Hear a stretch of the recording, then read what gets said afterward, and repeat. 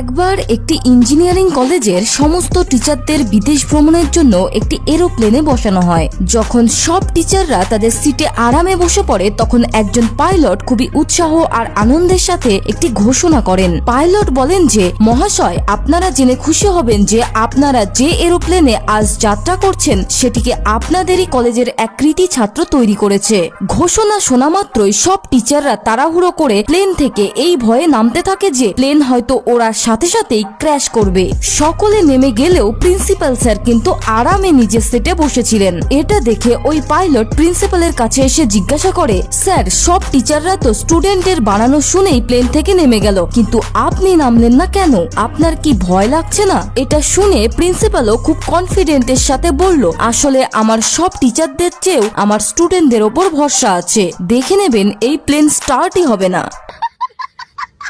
गजब बेइज्जती है।